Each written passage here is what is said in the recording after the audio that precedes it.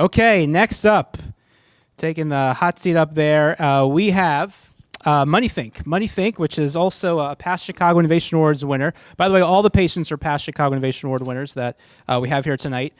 We have Jennifer Shoup. She's the Chief Innovation Officer for Moneythink, which is a high-touch, high-tech financial mentorship program for low-income youth.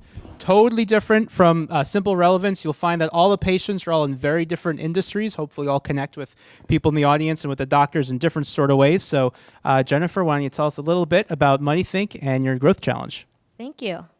As you mentioned, my name is Jen Shoup. I'm the Chief Innovation Officer at Moneythink. Our big, hairy, audacious goal is to make financial capability a social norm by 2030. So to set the stage for that, I want to share some pretty grisly statistics. One is that student loan debt now exceeds $1 trillion in the US. Second is that individuals under the age of 25 are now the fastest growing group of bankruptcy filers in the US, if you can believe that. Each year, 2 million young adults exit the public school system totally ill-equipped to tackle the challenges of financial adulthood. So we see this as a generation that's sort of spiraling out of financial control. And we believe that Moneythink is the solution to this. As was mentioned previously, we offer a high-touch, high-tech financial mentorship program for low-income youth. So traditionally, our model has been to train and place college volunteers to go into low-income urban high schools to deliver a year-long financial capability curriculum. Pretty traditional nonprofit model. We saw awesome traction with this, but we wanted to challenge ourselves to drive deeper impact. And specifically, we challenged ourselves with two provocations. One was, how do we extend the learning opportunity? How do we create additional touch points in between the hour-long sessions that our mentors have with their mentees? And second was, how do we move beyond measuring our impact in terms of academic proxies, so pre and post surveys that look solely at knowledge gain? We really need to get into this space of seeding, rewarding, and tracking the performance of what we call bellwether financial behaviors. So those sort of fine-grained financial habits that we believe will put kids on the path towards being financially healthy adults. So our solution to this was a technology called Moneythink Mobile. It's a native smartphone application that empowers our mentors to issue their students digital challenges. This was really well received by our youth. They called it the Instagram of money, because it incorporates elements of popular social media technologies with gaming dynamics all centered around financial challenges. So obviously, initially, we rolled this out across our network of college chapters. But the interesting thing for us is the minute we got this out into our network, we were sort of overwhelmed by inbound inquiries from other organizations that were like, that's interesting. I think we'd like to test that out for our kids. And this ran the gamut from nonprofit partners to financial institutions, post-secondary institutions, big municipalities. So one of our growth challenges is, how do we pick a target market? Because we can't be all things to all people. So that's one of the things that I've been talking about with Professor Conley. But even more generally than that, what we're trying to do is package our offering, make a Moneythink in a box, what we're calling Moneythink Plus, a plug-and-play solution that these types of partners can implement on their own with limited support from us. The way we've envisioned this working is that we've invited partners to come onto a web-based partner portal where they can create their own challenge playlists. They can drag and drop from our own library, or they can create their own. Then their students download the app from either the Apple App Store or the Google Play Store, and they're released their specific suite of challenges. This is an example of our stickiest challenge. It's called Snap Track. We ask kids to take pictures of all of their spending and saving moments and to annotate them with emojis and hashtags. So they're sharing their posts to a digital feed and getting quick feedback from peers. And so if I asked you to do this, track your spending and share with your closest cohort of peers, what would you kind of uncover about yourselves? I'm guessing you'd probably be a little embarrassed of the bad impulse buys you made. You may stop spending all that money on the lattes on your way to work. This is exactly what we see amongst our kids. And more importantly, people that track their spending spend on average 10% less. So this is converting into true financial impact for our youth. So once these challenges have been issued, then our partners can track their analytics, see how their kids are performing through this partner portal. So sort of the big push we're making with our partners is help us challenge the youth in your respective networks to build their financial health. We have a lot of challenges ahead that stem from which target market do we go after, and also how do we convert this sort of high-touch experience into something that can be readily implemented across a variety of different partners. All right, Dr. Conley, let's hear the cure. Well, Jen, thank you again for that very thorough description of Moneythink, and indeed Moneythink Mobile, and your initial efforts to expand through what you're calling Moneythink Plus. As far as I can tell, your business growth plan is to move away from what is initially something that is a sort of social good model that is Moneythink right now, to one that has more sustainable revenue. So you're looking for more certainty in your revenue. Yeah. So what I did, as I looked at Moneythink and we conversed and you told me about it, I began to think about environments that are actually trying to achieve exactly the same thing that you're doing with Moneythink, with the same or similar customer sets, but actually have more revenue to spend, that in fact may be able to use this Moneythink Plus platform that you've now, as you described to me, tested with a number of entities. And what I was really interested in understanding as I looked into the philosophy of your core business is these 12 principles, these 12 financial principles that you said are really important. And then I also saw that a key growth challenge for you is actually you depend on volunteers, right? So you're at the mercy of the goodwill of all these folks that come out of your university chapters that go and actually work with the high school students to teach them, essentially make them financially literate.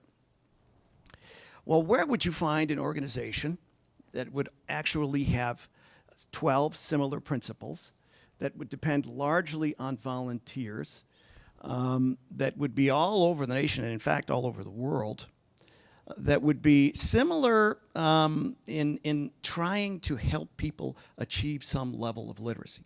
That is not an unusual model. There's a whole breadth of those. Okay, we heard one just suggested by the audience. I hope they'll actually bring that to discussion in a minute. Mine is the scouting organizations, whether it's Girl Scouts or Boy Scouts, are all heavily dependent on volunteers.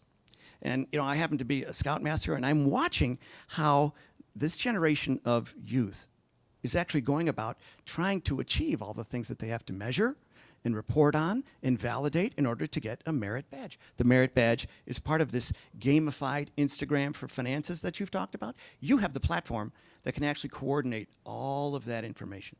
There are scouting chapters across the nation which need your platform. How do I know that? Because I just came back from camp, 60 scouts. The paperwork tracking the merit badges is causing the little hair that I have to fall out. So help me help scouts through this kind of model. Now, there are others like this, right? But the key thing that you and I discussed that I think is really nice, you already have the ability to help these scouts go and, well, I just use scouts as an example, actually capture their achievement with their devices. Right, so Instagram, all these tools that are social media tools can capture the experience, whether it's knot tying, canoeing, you know, whatever you are pursuing, you can capture it, and then that becomes something that you can deposit somewhere through your Moneythink Plus, right? The Scouts is just one example for that, right? But I see that as a venue where you don't have the constraint of folks that really don't have the money to pay you. Thank you. Terrific. Fascinating analogy. This is why I'm a nurse, not a doctor. I don't think I ever would have made the connection to the Scouts and what you're doing, but I definitely see that now. So second opinions from any of the other doctors? You know, one thought that I had was going to organizations that have compliance issue around financial literacy. And I think a lot of the banks that offer student loans could really benefit by having a program that they put students through to say they fully understand what they're undertaking. So and they have budgets for compliance. I like the Scouts, and I like the idea of the mission-driven work, but no money, no mission. So I'd go for the money and to help fund the mission. And, I know that gamification for compliance purposes in banks is something that they're very familiar with and comfortable with. So I think that'd be a great market for you. Great, thank you. I was actually going to echo that thought, and I would come at it from the perspective of who feels the pain of students going bankrupt, and who's got the money to fix that. And it would be the loan providers. It would be the people who are.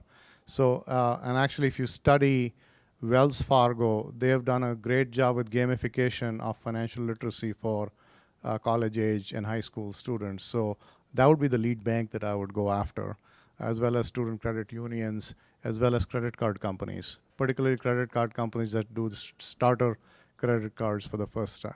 So that's one thing is in terms of targeting, you may not even need to make that decision. You target the partners who've got the customer basis. And what you've got to do is remember an insight. You position narrow, but you catch wide. You have a very clear mission of what you want to do, but you let the partners catch for you. And then that might be millions of people. The other problem I see in your business is it has a scalability problem. When you say high touch, I cringe. High touch doesn't scale. One of my friends told me, he runs an online business. He says, if I see a customer, I have failed. Right? So ideally, it should be so low touch that it just, and to me, the app world is a zero touch world. So, but if you do need the advice, and I understand you need the elbow grease here, use your community. Use the community. So how about you create a community of MVPs, most valuable peers, who can actually advise other people, create a leaderboard for the people who are so gamify the social advising and peer mentoring process itself so that you can essentially outsource the high touch part to those amongst the peer community who are more financially literate. You, by the way, can go through certification for them so that they have some credentials. Cisco has done this very successfully with their customer portals. They let customers support customers. They save millions of dollars in support costs. All they do is create badges for the guys who are the most valuable. It's a currency for free. Allow them to monetize their reputation, and you can walk away and let customers support customers. I love that. Thank you. That's actually a pain we feel keenly, though, because we want to be high touch because we feel like we can drive deeper outcomes that way, but it's very challenging to scale that. You want to be high touch, you don't have to be high touch. You can enable high touch through partners. Right. Thank you. The practical, implementation challenges given all these target markets, how do you make this technology available? I mean, you have a very ambitious goal, like by 2030 you want to have all the high school students financially literate in the U.S. That's millions and millions of people, and and you're a relatively small organization with limited resources. How do you make this service available to that many millions of people? The low cost approach could be some kind of licensing agreement with these organizations. The only thing is licensing is, although it's low cost, it's not always low risk. There are all these competitors, who could be just taking your proprietary technology and creating imitation products, and before you know what, within a relatively short period of time, there are duplicates and Me Too products all over the place, and you lose your proprietary stature. So you have to develop an internal capability within your company to be able to spot the right licensees, who will behave honestly and abide by the intellectual property laws, and then you have to create a very strong contract with these people that is legally sustainable. That's a special capability, and that's something that you need to grow. It doesn't come easy, but if you can do that, you can reach millions of people through licensing at a relatively low cost. Good luck. This is a great project. I wish there was something like this when I was in high school, I would have turned out to be a much better individual today. Thank you. Never too late to learn, Dr. Aramelli.